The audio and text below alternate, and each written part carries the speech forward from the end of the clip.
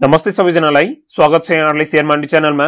नयाँ तथा पुराना लगानीकर्ताहरुको लागि एउटा खुशी खबर छ, तर यो खबरले पुराना लगानीकर्ताहरुलाई धेरै खुशी दिदैन, तर नयाँ लगानीकर्ताहरुले अवश्य नै खुशी दिनेछ।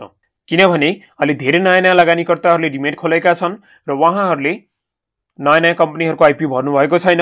यदि तपाईले पनि अहिलेसम्म कुनै पनि कम्पनीको आईपीओ भर्नु भएको छैन भने आजदेखि निष्कासन हुने सीईडीबी हाइड्रोपावर डेभलपमेन्ट कम्पनीको आईपीओ भरेर आफ्नो शेयर बजारको यात्रा सुरु गर्न सक्नुहुन्छ।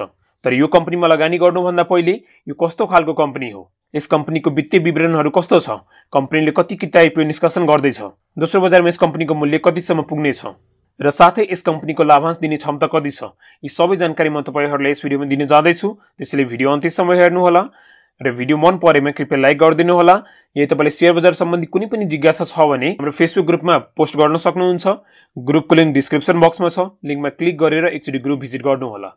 अब यो भिडियो सुरु गरौँ। सबैभन्दा पहिले म तपाईहरुलाई सीईडीबी हाइड्रोपावर डेभलपमेन्ट कम्पनीको बारेमा केही महत्त्वपूर्ण जानकारीहरु दिन जाँदैछु।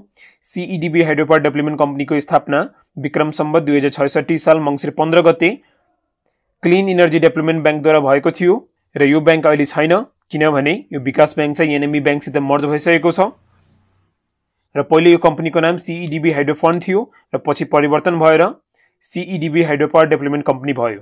अब यो कम्पनीको बिजनेस मोडलको कुरा गरौँ। कम्पनीले कसरी आम्दानी कमाउँछ। यस कम्पनीको अहिलेसम्म दुईवटा कम्पिटिटर छ, एउटा एचआईडीसीएल र अर्को यानारियन इन्फ्रास्ट्रक्चर डेभलपमेन्ट कम्पनी लिमिटेड। यी दुईवटा कम्पनीले पनि हाइड्रोपावर क्षेत्रमा मात्र लगानी गर्छ। त्यस्तै यस कम्पनीले पनि अहिलेसम्म हाइड्रोपावर क्षेत्रमा मात्र लगानी गर्दै आएको छ। जलविद्युत क्षेत्रको विकास, विस्तार र प्रवर्धन गर्नको लागि जलविद्युत उत्पादन तथा वितरण गर्ने यस कम्पनीको मुख्य उद्देश्य हो। त्यसैले कम्पनी स्थापना गरिएको हो। अब यो कम्पनीको आईपीओ को बारेमा कुरा गरौँ। यस कम्पनीको जारी पुँजी 83 करोड 94 लाख 10 हजार रुपैयाँ रहेको छ र जारी पुँजीको 30% अर्थात 25 करोड 18 लाख 23 हजार रकम बराबरको कम्पनीले आईपीओ निष्कासन गर्दैछ। कम्पनीले 100 रुपैयाँको दरले 25 लाख 18 हजार 230 किता आईपीओ निष्कासन गर्दैछ, जसमध्ये 2% अर्थात 50 हजार 365 किता कम्पनीका कर्मचारीहरुको लागि छुट्याइएको छ। यस कम्पनीमा अहिले 8 वटा कर्मचारीहरु छन्। यी सबै कर्मचारीहरुले 6000 भन्दा बढी किता यस कम्पनीको आईपीओ पाउने सम्भावना छ। त्यस्तै 5% अर्थात 1,25,911 किता सामूहिक लगानी कोषको लागि छुट्याइएको छ र बाँकी रहेको 23,41,954 किता सर्वसाधारणको लागि छुट्याइएको छ। यो कम्पनीको आईपीओ को बिक्री वैशाख 17 गतेदेखि लिएर वैशाख 21 गतेसम्म खुला रहनेछ। यो 5 दिन भित्रमा यो कम्पनीको आईपीओ सबै बिक्री नभएमा ढिलोमा यस कम्पनीको आईपीओ को बिक्री वैशाख 31 गतेसम्म खुला रहनेछ। तर यस्तो सिचुएसन आउँदैन, किनभने यो 5 दिन भित्रमा यो कम्पनीको सबै आईपीओ बिक्री हुन्छ र ओभर सब्स्क्राइब पनि हुन्छ। केयर रेटिङ नेपालबाट यो कम्पनीको आईपीओ ले BB+ को रेटिङ पाएको छ। उक्त रेटिङ अनुसार यस कम्पनीको दायित्व वहन गर्ने क्षमता औसत जोखिममा रहेको छ र यो कम्पनीको आईपीओ मा लगानी गर्दा मोडरेट क्रेडिट रिस्क छ। अब यो कम्पनीको आईपीओ मा कति किताको लागि आवेदन दिने, यहाँबाट तपाई हेर्न सक्नुहुन्छ। कम्पनीले सर्वसाधारणमा जम्मा 23,41,954 किता आईपीओ निष्कासन गरेको छ। नेपाल धितोपत्र बोर्डको शेयर बाँडफाँडको नियम अनुसार कम्तीमा एकजना लगानीकर्ताले कुनै पनि कम्पनीको आईपीओ 10 किता पाउनुपर्छ। त्यसैले यस कम्पनीले पनि 2,34,195 जना लगानीकर्ताहरूलाई 10-10 किताको दरले आईपीओ बाँडफाँड गर्नेछ। यी सबै भाग्यमानी लगानीकर्ताहरूलाई 10-10 किता आईपीओ बाँडफाँड गरिसकेपछि 4 किता बाँकी रहन्छ र त्यो 4 किता चाहिँ 4 जना अति भाग्यमानी लगानीकर्ताहरूले 1-1 किताको दरले एक्स्ट्रा पाउनेछन्।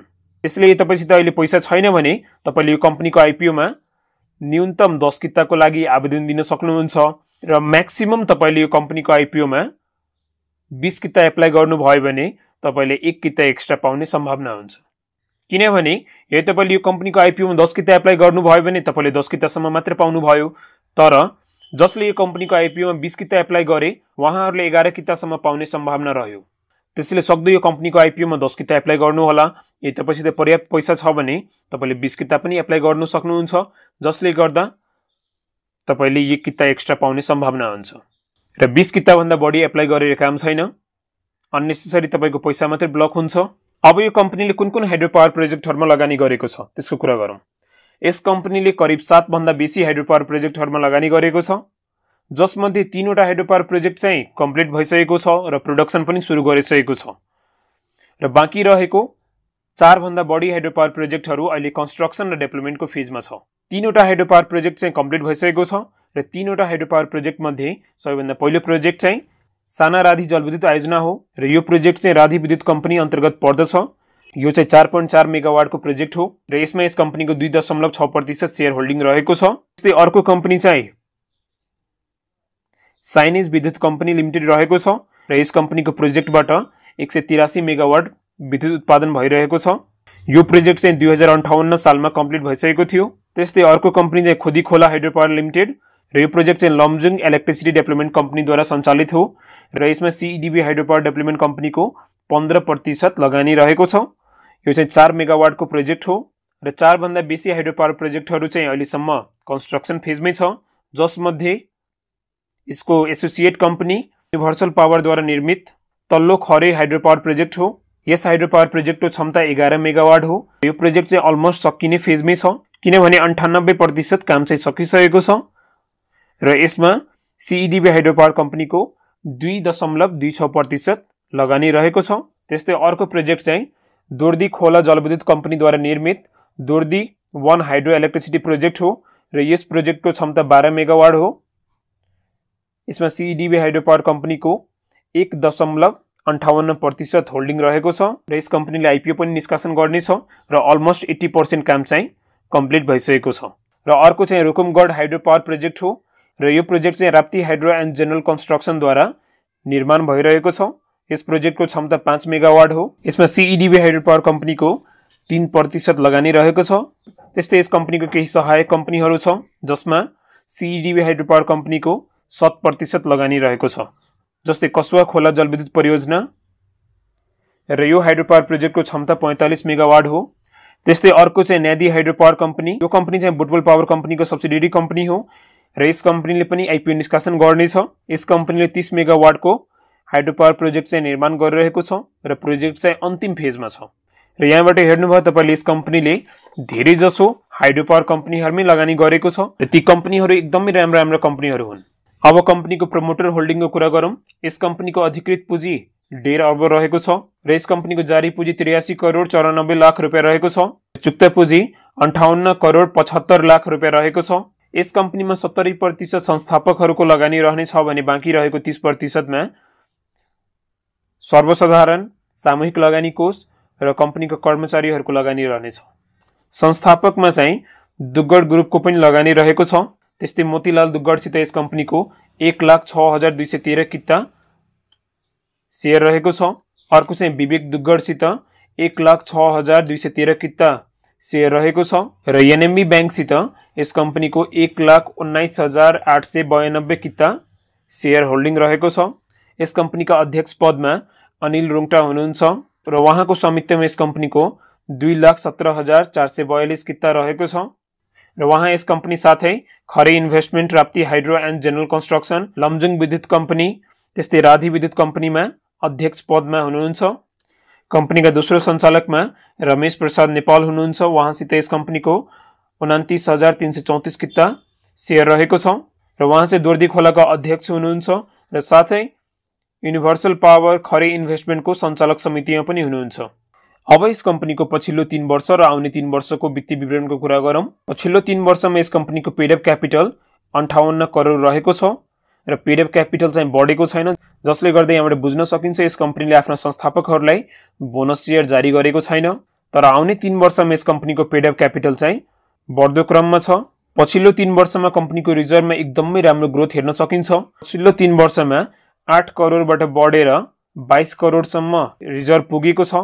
तर आउने 3 वर्षमा कम्पनीको रिजर्भमा त्यति आकर्षक ग्रोथ चाहिँ छैन।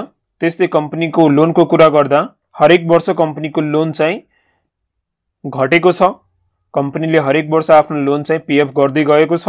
अब लगानीको कुरा गरौँ। कम्पनीले पछिल्लो 3 वर्षमा 29 करोड लगानी गरेको थियो र आगामी 3 वर्षमा कम्पनीले आफ्नो लगानी 29 करोडबाट बढाएर 53 करोड सम्म पुर्याउने छ। डिभिडेन्ड इन्कम, लाभांश इन्कम, कम्पनीले आफ्नो सहायक कम्पनीबाट लाभांश प्राप्त गर्नेछ। 74-75 को अन्त्यमा कम्पनीले 2 करोड 49 लाख लाभांश प्राप्त गरेको थियो।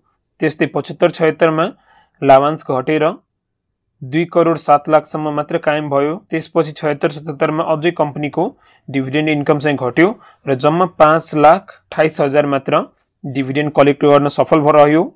तर 77-78 को अन्त्यसम्म कम्पनीले 1 करोड 30 लाख लाभांश प्राप्त गरेको छ। त्यस्तै आउने 3 वर्षमा पनि कम्पनीको डिभिडेन्ड इन्कम चाहिँ एकदमै राम्रो बढेको छ र कम्पनीको एडमिनिस्ट्रेटिभ एक्सपेन्सेस पनि त्यति धेरै बढेको छैन। जस एउटा स्टेबल रेटमा चाहिँ कम्पनीको एडीएम एक्सपेन्सेस चाहिँ बढेको छ। नेट प्रॉफिटमा कम्पनीको हरेक वर्ष राम्रै ग्रोथ हेर्न सकिन्छ। जस कम्पनीको मुनाफा चाहिँ हरेक वर्ष बढ्ने क्रममा छ। कम्पनीको अर्निङ पर शेयर पनि एकदमै राम्रो छ। अहिले 76-77 को अन्त्यसम्म कम्पनीको अर्निङ पर शेयर 13 रुपैयाँ छ। आउने 3 वर्षमा कम्पनीको अर्निङ पर शेयरमा त्यति धेरै राम्रो ग्रोथ छैन, तर जेस कम्पनीले चाहिँ राम्रो ग्रोथ गर्नेछ। प्रति शेयर नेटवर्थ पनि कम्पनीको अहिले 138 रुपैयाँ रहेको छ र यो अनुसार कम्पनीले दोस्रो बजारमा पहिलो कारोबार गर्नको लागि ओपनिङ प्राइस रेन्ज पाउनेछ। त्यसैले ओभरअल यो कम्पनीको फाइनान्शियलहरु एकदमै स्ट्रङ छ र राम्रो पनि छ, किनभने यस कम्पनीले अहिलेसम्म हाइड्रो पावर प्रोजेक्टहरुमा मात्र लगानी गरेको छ, जसमध्ये 3 वटा हाइड्रो पावर प्रोजेक्टहरु मात्र अपरेसन फेजमा रहेको छ र बाँकी रहेको अरु सबै हाइड्रो पावर प्रोजेक्टहरु डेभलपमेन्ट फेजमै छ। त्यसैले ती सबै प्रोजेक्टहरु कम्प्लिट भइसकेपछि यो कम्पनीको फाइनान्शियलमा अझै राम्रो सुधार आउनेछ। आईपीओ निष्कासन गर्नुको पछाडीको कारण चाहिँ के हो, किन आईपीओ निष्कासन गर्दैछ? यस कम्पनीले राप्ती हाइड्रो पावरले निर्माण गरिरहेको 5 मेगावाटको रुकुमगढ जलविद्युत परियोजनामा 24 करोड रुपैयाँ लगानी गर्नेछ र बाँकी रहेको 1 करोड 18 लाख रुपैयाँ चाहिँ वर्किङ क्यापिटलको रूपमा राख्नेछ। अब दोस्रो बजारमा यस कम्पनीको पहिलो कारोबार चाहिँ कति मूल्यमा सुरु हुन्छ र त्यो ओपनिङ प्राइस रेन्ज चाहिँ कसरी पत्ता लगाउने? कुनै पनि नयाँ कम्पनीको जब दोस्रो बजारमा पहिलो कारोबार सुरु हुन्छ, त्यो बेला नेप्सेले एउटा ओपनिङ प्राइस रेन्ज तोकेर दिन्छ र त्यो ओपनिङ प्राइस रेन्ज भित्र चाहिँ त्यो कम्पनीको दोस्रो बजारमा पहिलो कारोबार सुरु हुन्छ। त्यो ओपनिङ प्राइस रेन्ज क्याल्कुलेट गर्नको लागि कम्पनीको नेटवर्थलाई आधार मानिन्छ र त्यो नेटवर्थबाट चाहिँ ओपनिङ प्राइस रेन्ज चाहिँ डिसाइड हुन्छ। अब यस कम्पनीको 76-77 को अन्त्यसम्ममा प्रति शेयर नेटवर्थ 138 रुपैयाँ रहेको छ। अब यो 138 रुपैयाँ चाहिँ मिनिमम प्राइस भयो र त्यसलाई इन्टु 3 गरिसकेपछि 416 रुपैयाँ आयो र 138 देखि लिएर 416 को भित्रमा यस कम्पनीको दोस्रो बजारमा पहिलो कारोबार चाहिँ सुरु हुन्छ। अहिले अधिकांश कम्पनीहरुको दोस्रो बजारमा पहिलो कारोबार चाहिँ म्याक्सिमम प्राइसमै सुरु हुन्छ। केही दिन अगाडि मात्र दोस्रो बजारमा लिस्ट भएको सिंगटी हाइड्रोको पहिलो कारोबार चाहिँ म्याक्सिमम प्राइसमै खोलेको थियो र आशा गरौँ यस कम्पनीको पनि दोस्रो बजारमा पहिलो कारोबार चाहिँ म्याक्सिमम प्राइसबाटै सुरु हुन्छ। कम्पनीले डिभिडेन्ड दिन्छ कि दिँदैन, सबैभन्दा पहिले तपाई कस्तो खालको इन्भेस्टर हुनुहुन्छ त्यो चाहिँ पत्ता लगाउनु होला। तपाई सर्ट टर्म इन्भेस्टर हुनुहुन्छ, त्यो बेला तपाईले यो कम्पनीलाई दोस्रो बजारमा लिस्टिङ पछि बिक्री गर्न सक्नुहुन्छ र लिस्टिङ पछि पनि तपाईले राम्रै रिटर्न प्राप्त गर्नुहुन्छ, किनभने अहिले हाइड्रो पावर कम्पनीहरुको शेयर दोस्रो बजारमा लिस्टिङ पछि 600-700 सम्म पनि पुगेको छ। त्यसैले मलाई लाग्छ यो कम्पनीको शेयर पनि दोस्रो बजारमा त्यही 600-700 सम्म पुग्नेछ र तपाईले सर्ट टर्ममा पनि यसलाई बिक्री गरेर योबाट राम्रै रिटर्न पाउनुहुन्छ र यदि लङ टर्म सम्म तपाईले यसलाई होल्ड गर्नुभयो भने कम्पनीले आफ्ना लगानीकर्ताहरुलाई पनि डिभिडेन्ड दिनेछ, किनभने यस कम्पनीले आफ्ना लगानीकर्ताहरुलाई 2074-75 र त्यस्तै 75-76 को नाफाबाट 10.54% नगद लाभांश वितरण गरेको थियो र 76-77 को अन्त्यसम्म कम्पनीले आफ्ना लगानीकर्ताहरुलाई 7.37% नगद लाभांश घोषणा गरेको छ र त्यसै पनि तपाईले हेर्नुभयो कम्पनीको पेड अप क्यापिटल आउने 3 वर्षमा चाहिँ 5% ले बढेको छ, जसले गर्दा कम्पनीले आफ्ना लगानीकर्ताहरुलाई बोनस शेयर दिने सम्भावना छ। यो चाहिँ एउटा हाइड्रो पावर इन्भेस्टमेन्ट कम्पनी हो, जसले गर्दा यस कम्पनीले नयाँ इन्भेस्टमेन्ट प्रोजेक्टहरु पत्ता लगाएर र त्यसमा लगानी गर्नको लागि आफ्ना शेयर धनीहरुलाई बोनस शेयर दिनेछ, किनभने क्याश डिभिडेन्ड दियो भने कम्पनीबाट पैसा बाहिरिन्छ। त्यसैले बेटर कम्पनीले बोनस शेयर दियो भने त्यो पैसालाई फेरि रिइन्भेस्ट गर्न सक्छ र लगानीकर्ताहरुलाई पनि राम्रै फाइदा हुन्छ। त्यसैले यो कम्पनीलाई तपाईले लङ टर्म सम्म होल्ड गर्नुभयो भने तपाई पनि राम्रै हुन्छ, तपाईले राम्रै रिटर्न पाउनुहुन्छ। यो कम्पनीको आईपीओ तपाई मेरो शेयरबाट एप्लाई गर्न सक्नुहुन्छ। त्यसको बारेमा हामीले भिडियो बनाइसकेका छौं, एकचोटी त्यो भिडियो हेर्नु होला, भिडियोको लिंक माथि आई बटनमा छ। भिडियो अन्त्यसम्म हेरिदिनु भएकोमा धन्यवाद। तपाईले भिडियो कस्तो लाग्यो आफ्नो प्रतिक्रिया दिन नबिर्सनु होला र यदि तपाईले अहिलेसम्म हाम्रो च्यानललाई सब्स्क्राइब गर्नु भएको छैन भने कृपया सब्स्क्राइब गरिदिनु होला र छेउमा रहेको बेल आइकनमा क्लिक गरेर अल अप्सन सिलेक्ट गर्नु होला, जसले गर्दा भिडियो अपलोड हुने बित्तिकै त्यसको जानकारी सबैभन्दा पहिले तपाईले पाउनुहुनेछ।